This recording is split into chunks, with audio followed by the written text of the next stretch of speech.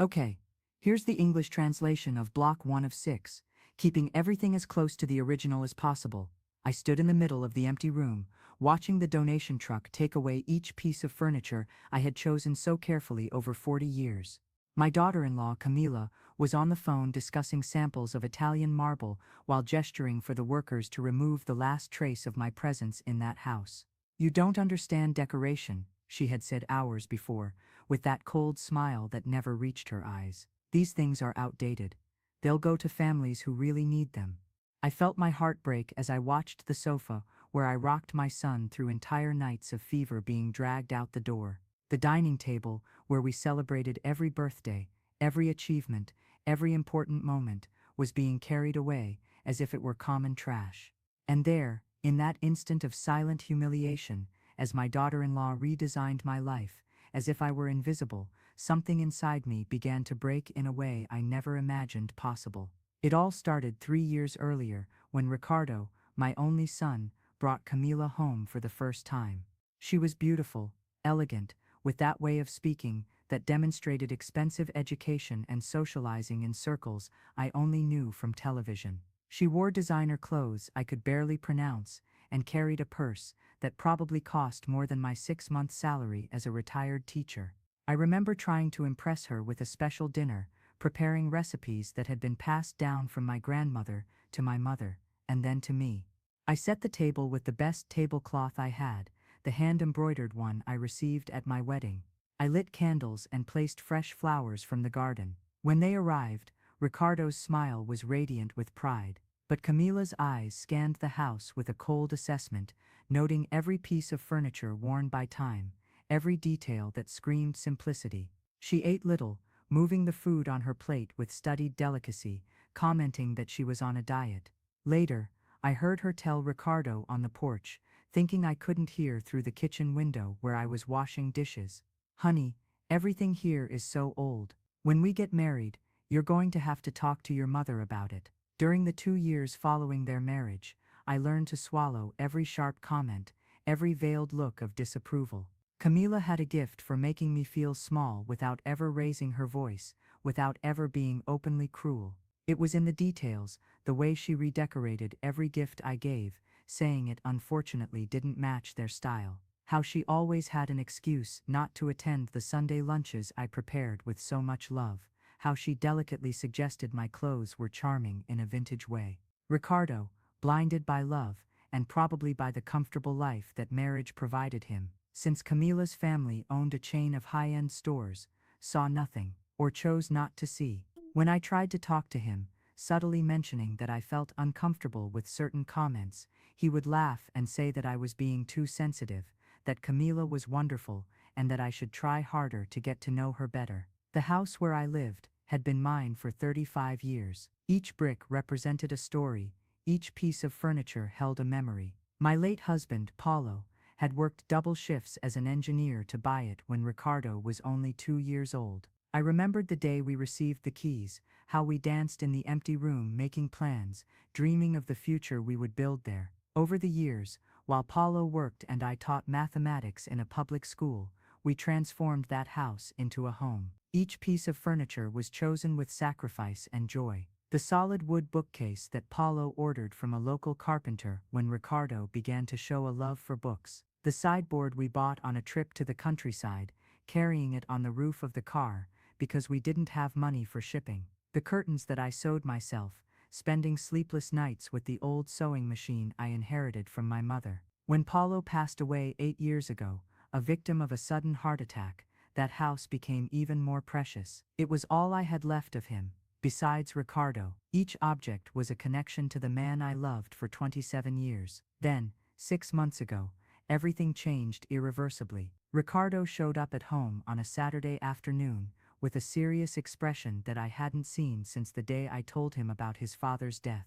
Camila was with him, impeccable as always, but there was something different in the air, a tension, an expectation. They sat on the living room sofa, the same one that would be thrown away months later, and Ricardo held my hand. "Mom," he said, and I could see the rehearsal in those words, as if they had, and they practiced the speech. "Camila is pregnant, we're going to have a baby." My heart burst with joy. I hugged them both, cried, and already imagined being a grandmother, buying tiny clothes, teaching lullabies. But then came the second part. Camila's house is far from her office, and mine isn't ideal for a child either. We've thought a lot about this, and he looked at Camila, who nodded encouragingly.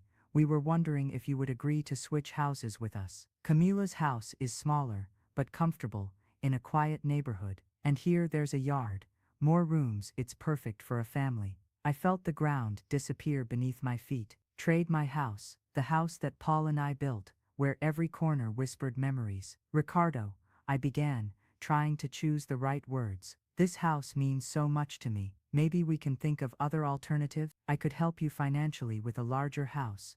Or Camila interrupted me with that melodious voice she used when she wanted to seem reasonable. Helena, I perfectly understand your attachment, but think of your grandchild. Wouldn't it be wonderful for him to grow up in this house, just like Ricardo did? It's a matter of family legacy. The way she said that, turning my refusal into selfishness, into denying something to my future grandchild, was masterful. Ricardo looked at me with pleading eyes. Mom, it's just a house. We can take you to visit any time. And Camila's apartment is really nice. You'll like it. How could I say no without seeming like the terrible grandmother who prioritized walls and furniture over the baby's well-being? If only I had known at that moment what was to come, I would have said no with all my strength. But there, pressured by my son's gaze and Camila's impeccable argumentation, I felt cornered. I agreed, and so began my descent into a hell I didn't know existed. The move was quick, too quick. In 3 weeks, I was living in Camila's apartment,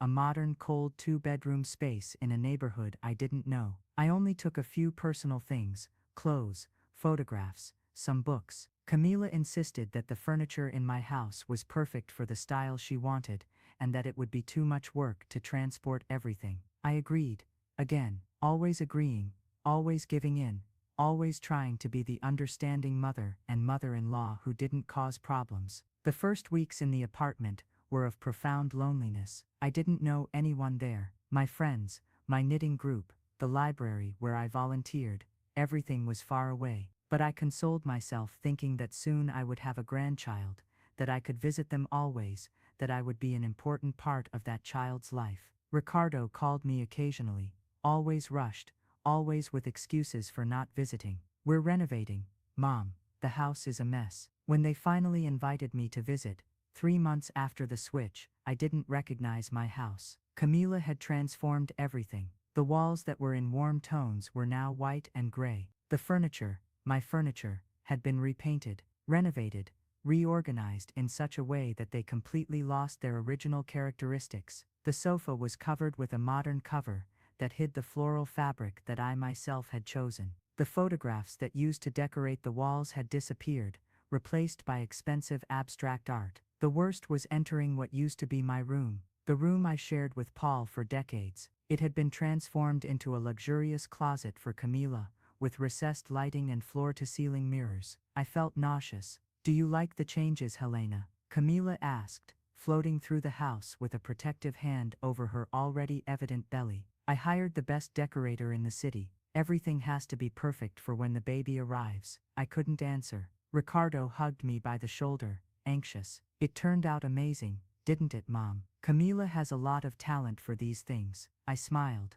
I lied. I said it was beautiful. Inside, I was dying a little. Throughout that visit, I discovered that my bookcase, the one Paulo had custom made, had been donated. We needed the space, Camila explained casually. The sideboard we carried on the roof of the car, sold.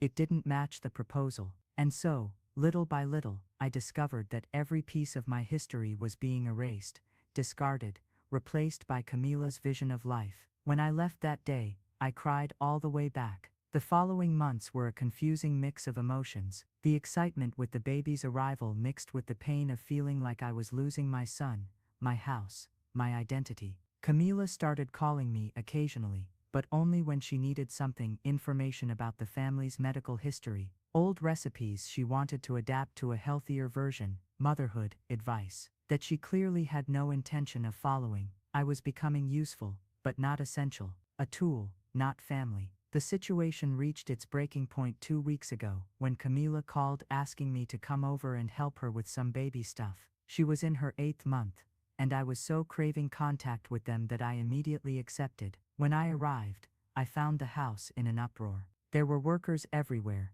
a decorator giving orders, fabric samples and paints scattered around. "Helena, it's so good you came," Camila exclaimed, but her eyes were focused on a catalog. "I need you to help me organize some things we're going to donate. If there is content like this that touches your heart and makes you reflect, show your support and continue following these stories that show the strength of human overcoming." She led me to what used to be the guest room, where Ricardo slept as a child. There was a pile of objects that I immediately recognized. They were the last remaining pieces of the house's original decor. Cushions I embroidered, frames with old family photographs, the crochet blanket my mother made that always stayed on the sofa, some trinkets that Paulo collected. "We're going to redecorate everything for the baby," Camila explained, "minimalist, Scandinavian, nothing old collecting dust. I thought you might want some of these things before we donate them, but honestly, that apartment is already so small." I picked up the crochet blanket with trembling hands. It was the only thing left of my mother, who passed away 15 years ago.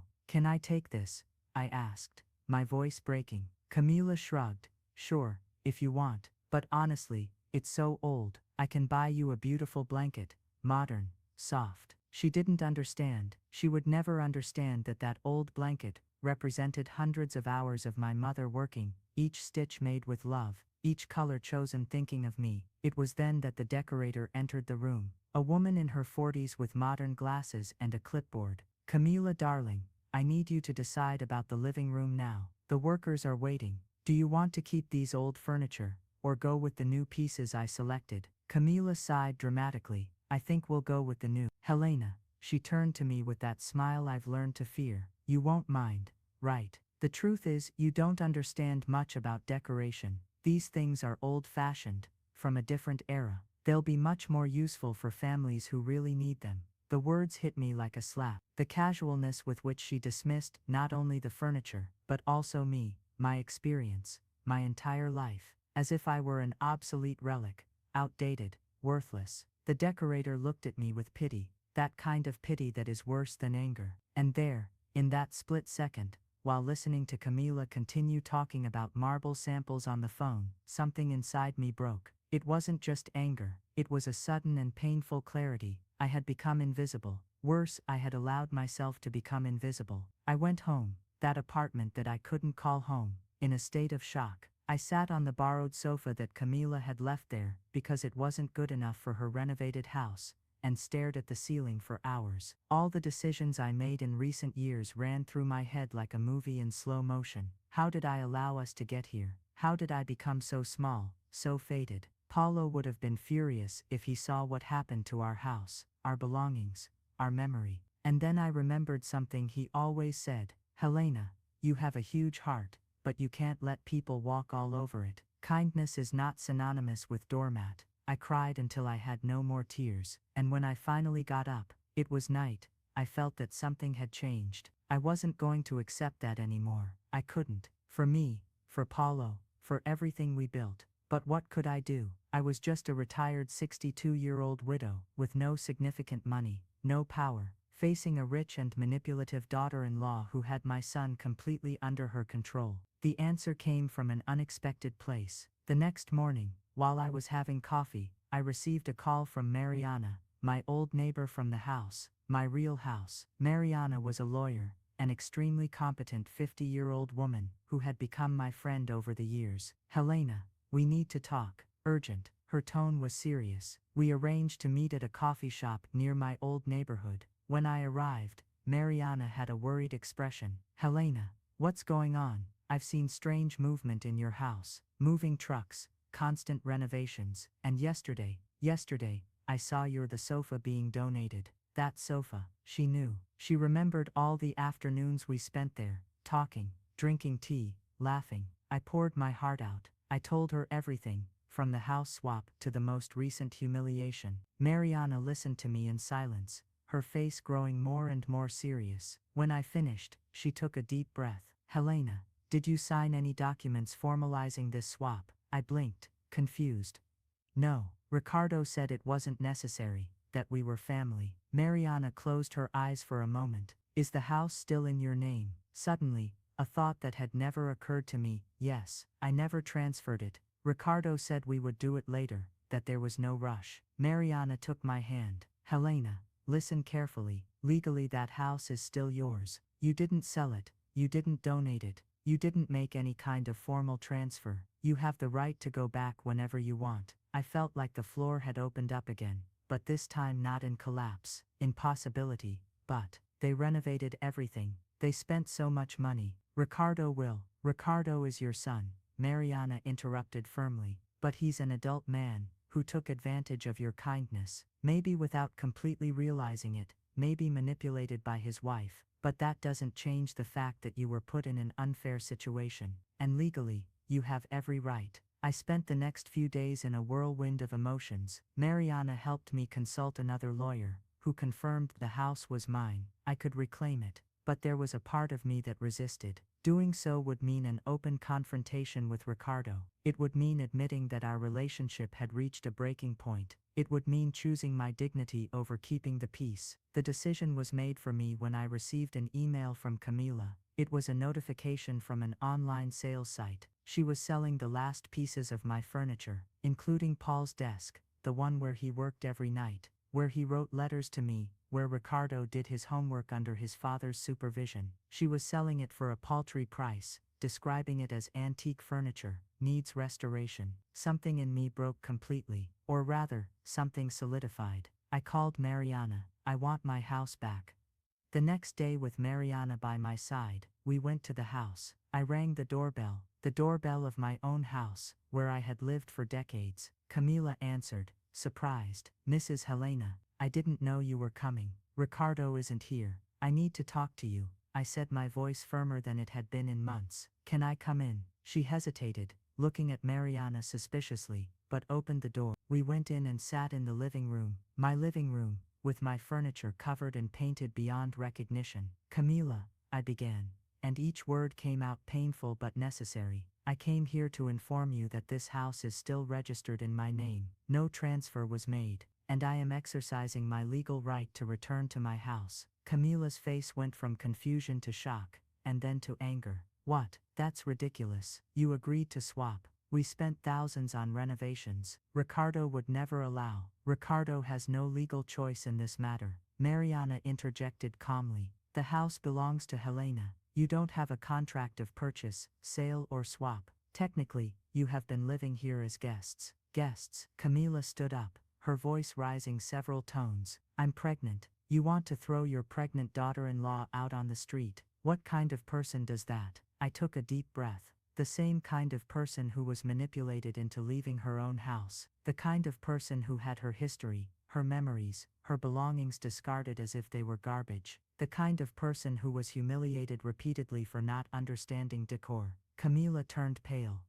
I never. You're exaggerating. You sold my late husband's desk, I said, my voice breaking but not stopping. Without asking me, without considering that it might mean something to me. You have systematically erased every trace of my existence from this house, as if I had never existed, as if the 40 years I lived here were worth nothing. It was just old furniture. I was doing you a favor. Camila's scream echoed through the room, and then, lower, almost like an accidental confession. You don't deserve this house. A retired teacher living alone in a property this size. It's a waste. People like me, with the resources to really appreciate a place like this. There it was, the bare truth. For Camila, I didn't deserve anything I had, because I didn't have enough money. I didn't have her social status. I was inferior. You have 30 days to find another place, I said, standing up. I will formalize everything legally. I can be flexible with the deadline, because of your pregnancy, but I want my house back. Ricardo will never forgive you for this. Camila practically spat the words. You're destroying your family over a house. I stopped at the door and turned to her. No, Camila, you destroyed this family when you decided I was worthless, when you treated me like a burden, like something old and disposable. I am Ricardo's mother. This isn't just a house to me. It's my history, my love, my sweat, and I won't let you erase that anymore. We left. My hands were shaking so much that Mariana had to drive, but inside the tremor, there was something I hadn't felt in a long time: power, dignity, the feeling of having stood up for myself. Ricardo called 3 hours later, yelling, "Mom, have you lost your mind? Camila's in tears. We're talking about our home, your grandson's home. We're talking about my house, Ricardo," I replied, my voice surprisingly calm. "The house your father and I bought, the house where you grew up, the house I should have never left. But you agreed. You said it was okay." I agreed because you made me feel like I was selfish if I didn't. Because Camila turned my refusal into denying something to my grandson. But the truth, Ricardo, is that you manipulated me, and I allowed it because I love you more than I love myself. But that's over. So that's it. You're going to prioritize a house over your family? His question pierced me. No, Ricardo. I'm prioritizing my self-respect, something I should have done a long time ago. And if you think I'm wrong, answer me one thing. When was the last time you visited me? When was the last time you asked how I was? When was the last time you defended me when Camila humiliated me? Silence on the other end of the line. It's not fair, Mom. You're right, I said, tears finally streaming down. It's not fair. None of this is fair, but it's what needs to happen. You have time to find a place. I can help financially if needed, but I want my house back. He hung up, and my heart broke again. But this time, it was a necessary break. The following weeks were the hardest of my life. Ricardo wouldn't talk to me. Camila hired a lawyer trying to contest it, but Mariana was right. Legally, I had every right. I also discovered, through the legal investigation, that Camila had planned to eventually have me sign an official transfer of the house, but for a symbolic price, essentially having me donate the property. She already had the documents prepared, waiting for the right moment. Camila's family got involved, trying to pressure me. I received calls from her mother, a cold woman who tried to bribe me, offering money for me to stop this nonsense. When I refused, she threatened me with a lawsuit for emotional distress caused to her pregnant daughter. Mariana handled everything professionally, but I knew I was paying a high emotional price. I lost sleep, I lost weight. Family friends called me, some supporting, others accusing me of being cruel. "A grandmother doesn't do that," someone said. "You're prioritizing materialism over family." But others, especially women my age, reached out with similar stories. Stories of being diminished, discarded, made invisible by daughters-in-law or sons-in-law. A friend told me how she was put in a nursing home against her will. Another, how her son sold her house without her real knowledge, just with a power of attorney she signed, thinking it was to help with paperwork. I realized my story wasn't unique. It was tragically common. A month later, the day of the official move arrived. I was back in my house, now empty of Camila's renovations, as Mariana had negotiated that they either take their changes or restore it to the original. They chose to take, so there I was, again in a semi-empty house. But this time, it was my choice. I was starting from scratch, but it was my scratch. Ricardo showed up to pick up the last things. He avoided my gaze. Camila was in the car, refusing to come in. "I hope you're happy," Ricardo said, his voice filled with bitterness. "You got your house. You lost your son in the process." Those words hurt more than anything Camila had said. But I looked at my son, this adult man I raised, whom I loved unconditionally, and saw the truth. He was no longer the child I cradled on the sofa during feverish nights. He was someone who had chosen to allow me to be treated with disrespect. He had chosen his wife's feelings over his mother's dignity, repeatedly. "Ricardo," I said softly, "I didn't lose you. I found myself. There's a difference. The door to my house will always be open to you, but not anymore at the expense of my self-destruction." He left without saying anything else. I heard the car drive away, and then for the first time in months, I felt peace. It took cultural adaptations. 1. Character, names asterisk. Ricardo could remain the same as it is not uncommon in English. Asterisk Camila could remain the same, though other options like Carol or Christine could also work. Asterisk Mariana could remain the same as it is not uncommon in English. 2. Place names. The setting is generic enough that specific location names are not prevalent, so no adaptation is necessary. 3. Idiomatic expressions and slang. All the idioms and expressions work well and naturally in English without requiring alteration. 4. Cultural references. There are no specific cultural references that need to be adapted for an English-speaking audience. 5. Humor and tone. The tone is somber and serious, which translates directly to English. No adjustments are needed for humor. Okay, here's the English translation of the provided text, keeping it as faithful as possible to the original. To rebuild, not just the house, but myself. I recovered some of the furniture that Camila had donated. The charity was incredibly understanding when I explained the situation. Other furniture was unrecoverable, sold or destroyed. I had to accept that certain things were lost forever. Paulo's desk was one of the most painful, but Mariana helped me find, through used sales websites, the person who bought it. When I explained the situation, a young mother who had bought the piece for her son to study, she cried and insisted on returning it at no cost. My mother-in-law passed away last year, she said. I would have given anything for my husband to have had the courage to defend her like you defended yourself. Little by little, the house became a home again, but not a replica of the past, something new. I repainted the walls with colors I always wanted but had never considered. I bought some new furniture, mixing it with the recovered antique pieces. I invited Mariana and other friends for dinners. I resumed my volunteer work at the library. I restarted my knitting group, but now in my living room. On Sundays, life slowly returned. 3 months after the move, I received a call. It was Ricardo. Mom, Camila went into labor. We're at the hospital. My heart raced. I would like you to come. Please. I went. At the hospital, I found Ricardo exhausted but radiant. He hugged me for the first time in months. Mom,